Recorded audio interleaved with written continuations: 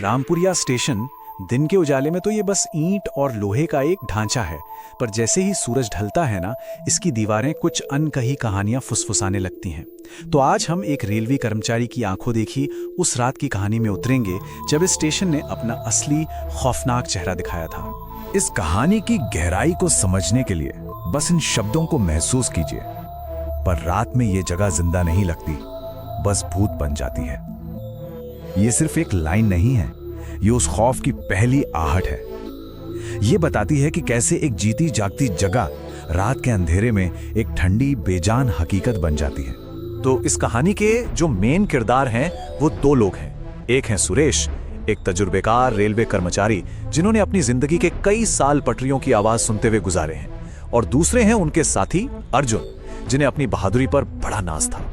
पर उस रात रामपुरिया स्टेशन का सन्नाटा उन दोनों की हिम्मत का सबसे बड़ा इम्तिहान लेने वाला था।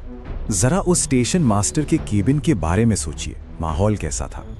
हवा में एक अजीब सा भारीपन था, इतनी ठंडक की जैसे सांस लेना भी मुश्किल हो रहा हो। और उस गहरे सन्नाटे को चीरती हुई सिर्फ दो आवाजें आ रही थीं। एक दीवार पर टंगी घड़ी की धीमी टिक-टिक, और दूसरी बाहर चलती हवा की वो डरावनी सरसराहट। और फिर उसी जानलेवा खामोशी के बीच कुछ ऐसा हुआ जिसने सब कुछ बदल कर रख दिया। एक ऐसी मुलाकात जो इस दुनिया की नहीं थी, एक ऐसी मुलाकात जिसने सुरेश और अर्जुन के दिलों में हमेशा के लिए डर का एक बीज बो दिया। ये सब कुछ बस एक पल में हुआ। सुरेश की नजरें अचानक पटरियों के पार टिक गईं। वहां एक हल्की सी लाल रोशनी दिख रही थी। पहले तो उन्हें लगा शायद थकी आंखों का कोई वहम होगा, पर उनके बगल में खड़े अर्जुन की बढ़ती धड़कनें और तेज होती सांसें साफ बता रही थीं कि ये कोई वहम नहीं था। और फिर धीरे धीरे वो लाल रोशनी एक शक्ल लेने लगी। अब वो सिर्फ एक चमक नहीं थी, वो एक परछाई थी, एक औरत की परछाई। और वो कहाँ खड़ी थी?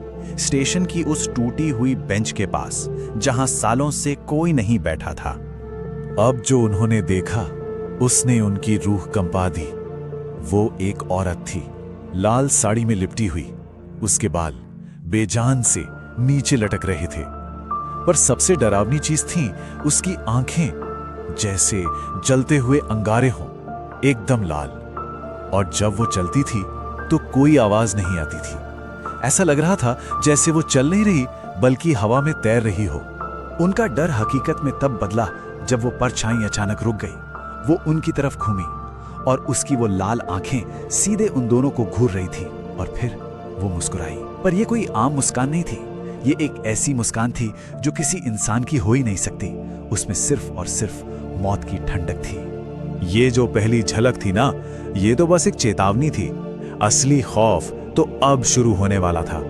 उस रात डर सिर्फ दूर से देखने तक सीमित नहीं रहा।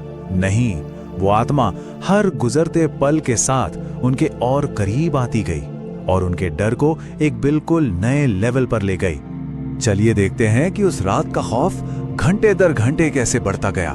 रात के 2:30 बजे वो फिर से दिखी। इस बार उसके होंठ हिल रहे थे, पर कोई आवाज नहीं थी, और उसकी उंगली सीधे उनके कैबिन की तरफ थी। ठीक 3 बजे दरवाजे के ठीक बाहर से एक अजीब ठंडी सी गुनगुनाहट की आवाज आने लगी। 4 बजते बजते तो उसका आधा जला हुआ डरावना चेहरा साफ दिखने लगा, और उसकी परछाई कैबिन के अंदर दीवारों पर नाच रही थी। और फिर सुबह होने से ठीक पहले 5 बजे वो खिड़की पर अपने खूनी हाथों के निशान छोड़कर गायब हो गई। और एक बात समझनी होगी, ये हमला सिर्फ बाहर से नहीं हो रहा था, वो उनके जहन के अंदर घुस रही थी।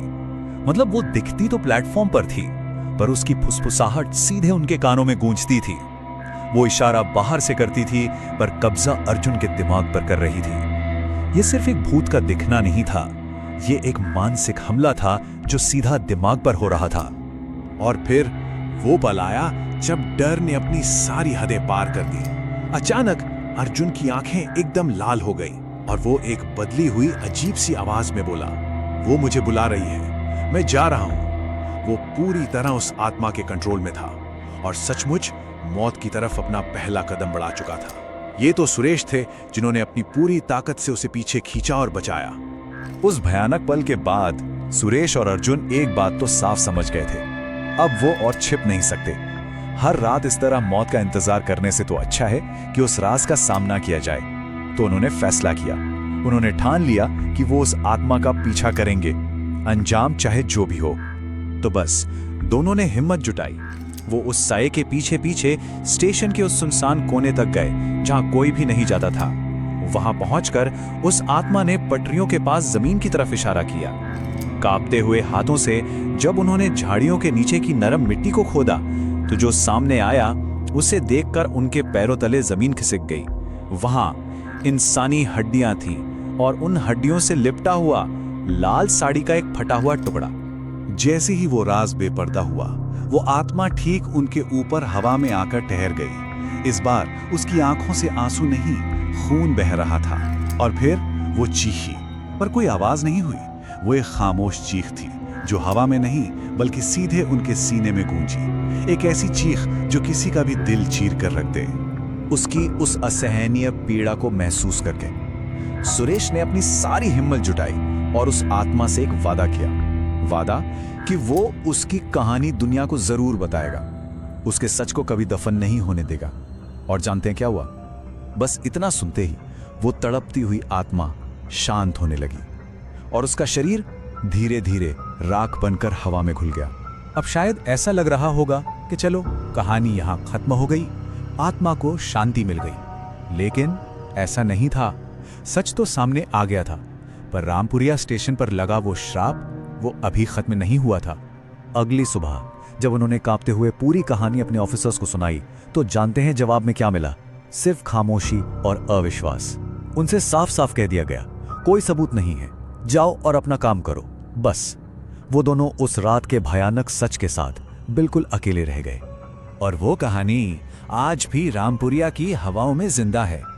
लोग कहते हैं कि आज भी उस स्टेशन पर कभी कभी रात के अंधेरे में लाल साड़ी का एक कोना लहराता हुआ दिख जाता है। शायद वो आत्मा आज भी वही है, अपने अधूरे इंसाफ के इंतजार में। तो आखिर में ये कहानी हमें एक सवाल के साथ छोड़ जाती है।